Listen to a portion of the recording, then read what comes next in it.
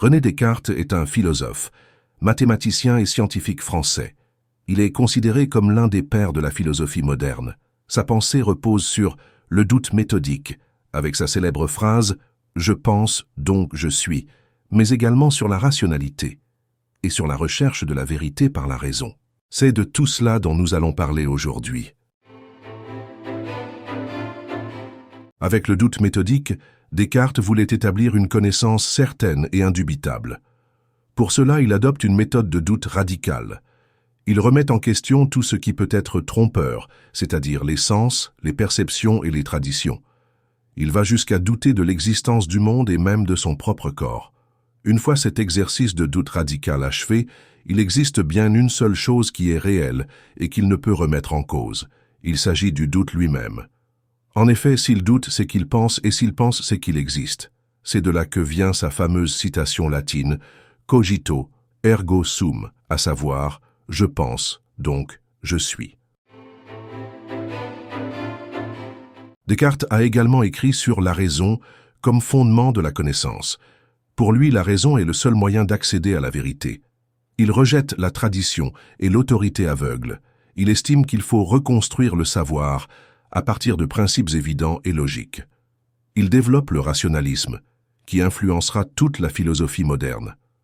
À cet égard, en bon rationaliste, Descartes a cherché à prouver l'existence de Dieu comme garantie que la raison humaine n'est pas trompeuse. Il propose un argument basé sur l'idée que la notion de perfection existe en nous, donc elle doit venir d'un être parfait, Dieu.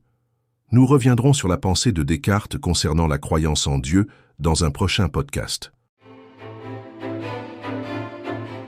Un autre concept développé par Descartes est la séparation entre l'âme et le corps, ce qu'il appelle le dualisme cartésien. Descartes distingue deux substances. D'abord, la substance pensante, res cogitant, qui représente l'âme, la pensée et la conscience. Ensuite, il y a la substance étendue, res extensa, c'est-à-dire le corps et le monde matériel. Pour Descartes, l'âme est distincte du corps, mais peut interagir avec lui. Cette idée influencera de nombreux débats en philosophie et en sciences.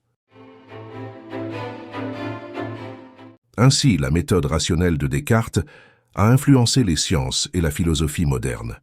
Il est un précurseur de ce qui a été appelé le scientificisme et des mathématiques modernes. Descartes a beaucoup écrit sur la géométrie analytique. Toutefois, son rationalisme a été contesté par d'autres philosophes comme Pascal, qui valorisait davantage la foi, et le philosophe écossais David Hume, qui insistait sur l'importance de l'expérience. Il n'en reste pas moins que René Descartes a fait partie de ceux qui ont posé les bases de la pensée moderne, avec le doute méthodique, la primauté de la raison et le dualisme âme-corps. Son influence a été immense en philosophie, en sciences et en mathématiques. Voilà, c'est la fin de ce podcast qui donne les grandes lignes de la pensée de Descartes.